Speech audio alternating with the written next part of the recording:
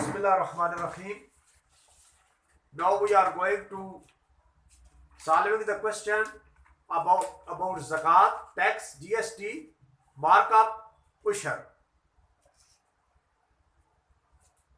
हमें दो तीन चीजें अपने ज़हन में रखनी चाहिए कि अगर हमें जो भी चीज मालूम करनी है, चाहे ज़कात मालूम करनी है, चाहे उशर मालूम करना है, चाहे मार्कअप मालूम करना है, चाहे जीएसटी मालूम करनी है, तो आप देखेंगे ये ज़कात, टैक्स और उशर इनका एक ही रूल है.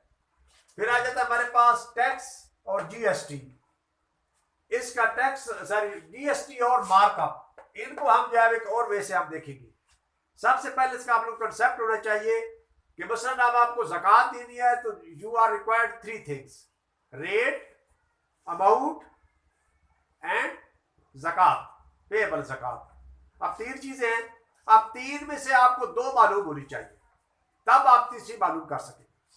फॉर एग्जाम्पल आपके पास अमाउंट है, यानी उसमें वेल्थ है. सोने के ऊपर कितनी ज़कात है? 7 तोले के ऊपर जो है वो 2.5. तो उसके बाद जो है वो चांदी के ऊपर कितनी है? जब 40 तोला जो है वो चांदी हो तो उसके ऊपर ज़कात बनती है. इसी तरीके से मुख्तलिफ प्रॉपर्टीज, मुख्तलिफ वेल्थ जो होती है उनके ऊपर प्रॉपर्टीज को तमाम को प्लस करके तो आप टोटल अमाउंट निकाल सकते हैं. मिसाल के तौर पर एक बंदा है, उसके पास अमाउंट जो है वो कितना है? 64,000.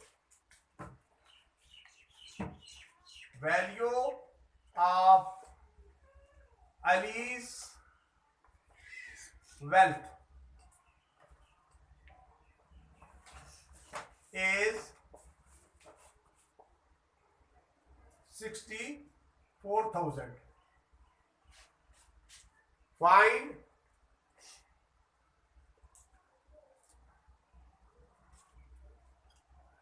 payable zakat.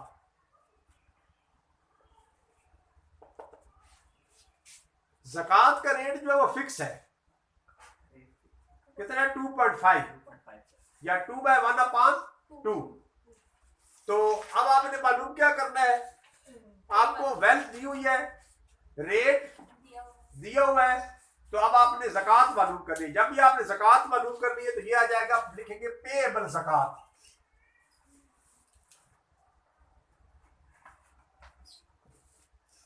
पेएबल ज़कात आएगा रेट मल्टीप्लाई बाय वेल्थ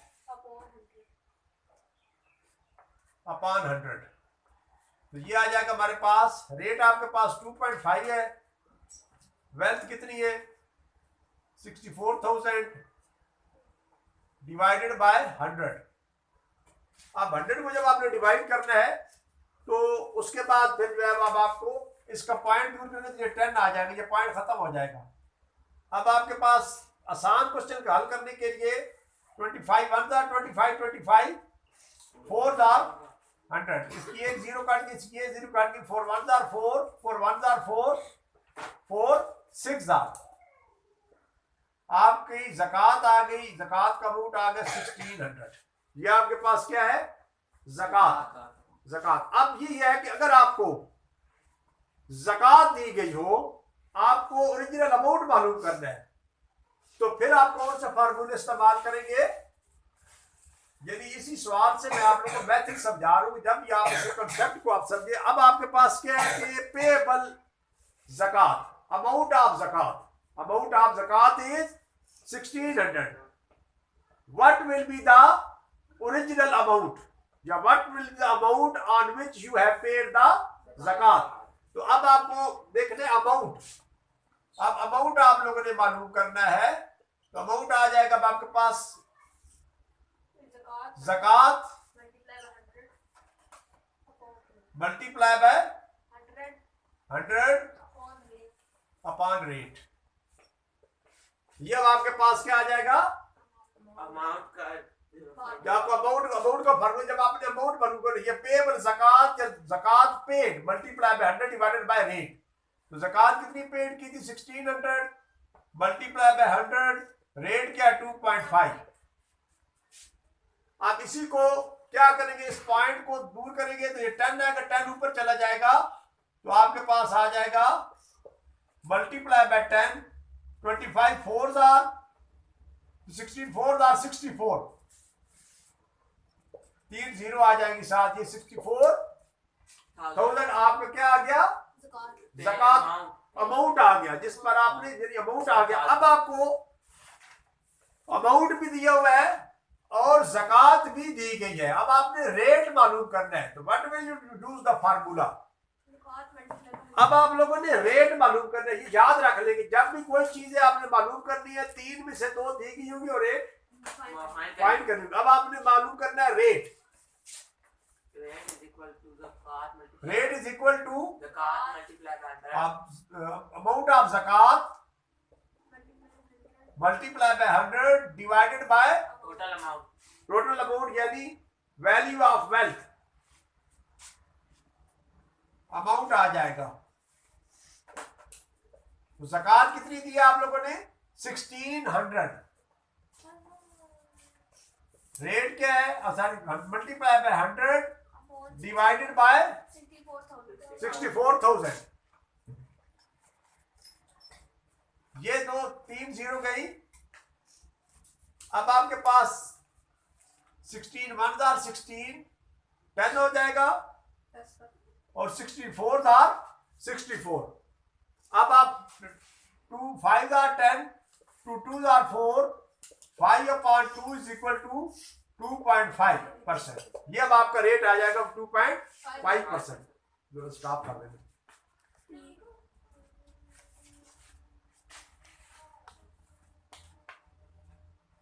सबसे पहले भी हमने ज़कात के बारे में की, ज़कात और टैक्स के बारे में। टैक्स भी हो तो टैक्स में भी यही आप लोगों ने फार्मूला लगाना है जिस तरह आप लोगों को बताया। अभी हमारे पास आ जाता है, हमारे पास GST, general sale tax. General sale tax कहाँ पे इस्तेमाल होता है, मसलन जब आप जो है वो ज़्यादातर बिजनेसमैन जो है वो जब चीज़ों को जो है वो परचेज करते हैं या सेल करते हैं तो उसके ऊपर जो है वो जनरल सेल टैक्स होगा। अब मैंने आपको बताया था कि जब भी लॉस परसेंट या प्रॉफिट परसेंट दिया गया हो तो उस वक्त आप लोगों ने क्या मालूम करना है कि आप जब भी वैल्यू मालूम करनी है तो पहली चीज आप लोगों ने सबसे पहले इस परसेंट के पास जाना है।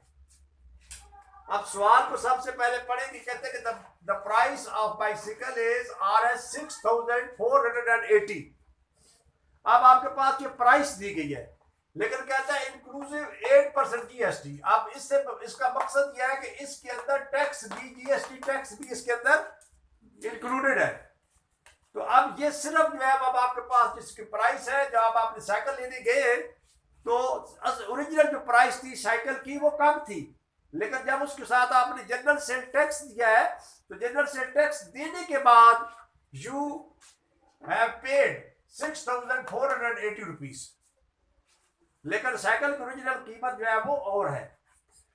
अब आपने मालूम करना है कि यहां पर इसमें जब 8% से 8% भी बरात है 100 में से 8%, मतलब होता है अगर हम परसेंट की बात करते हैं तो ये परसेंट होता है फीसद। फी को मतलब होता है में और सद मतलब होता है 100। फीसद यानी 1, फी मतलब होता है 1, सद मतलब होता है 100, तो यानी 1/100। इसको आप साइन को चेंज करेंगे तो मतलब आ जाएगा 100 में से 1। अब जब आप बात करते हैं 8% की तो इट्स मीन 100 में से 8। तो इसमें आप देखेंगे कि 8% में से आपका जीएसटी क्या है।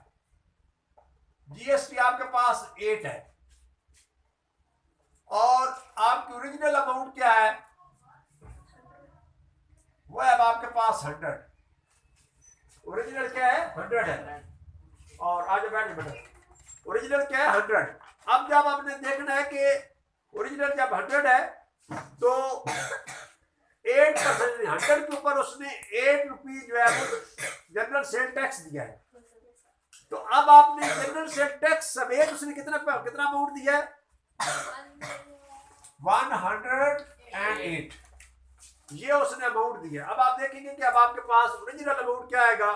ओरिजिनल अमाउंट आपके पास आ जाएगा, जहां पर आप रेशियो प्रोपोर्शन से भी कर सकते हैं। ओरिजिनल RS और विद जीएसटी टैक्स।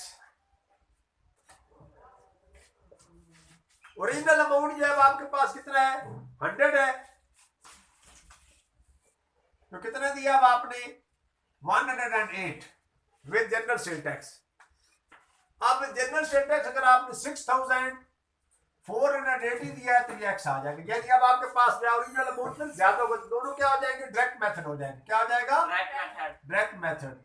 तब आपके पास आ जाएगा X ratio 100 proportion 6480 ratio 108 product of extreme product of mean, तो क्या आ जाएगा, X ratio 108 is equal to 100 multiply by 6480। अब इसको हल करोगे तो आ जाएगा X is equal to 00 multiply by 6480 divided by 108। अब 108 को जब आप इसको डिवाइड करेंगे, सिंप्लीफाई करेंगे, तो क्या आंसर आएगा, ये 4 से डिवाइड हो सकता है, 4 2s are 8, 4 7s are 28, 4 1s are 4, 4 6s are 24, 4 2s are 8 0। तो अब आ जाएगा हमारे पास 27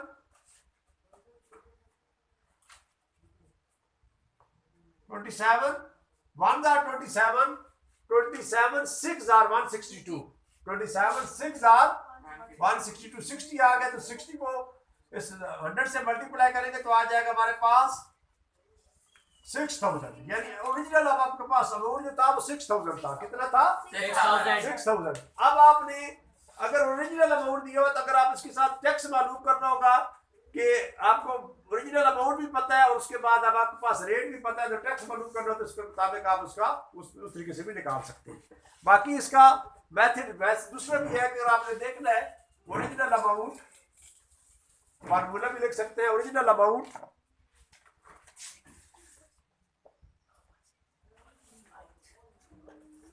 तो क्या आ जाएगा हमारे पास, यानी अमाउंट इंक्लूसिव अमाउंट या इंक्लूडेड टैक्स या GST tax amount is equal to 6480 multiply by 100 divided by 108 with GST. तो इससे भी आप जो है वो हल कर सकते हैं।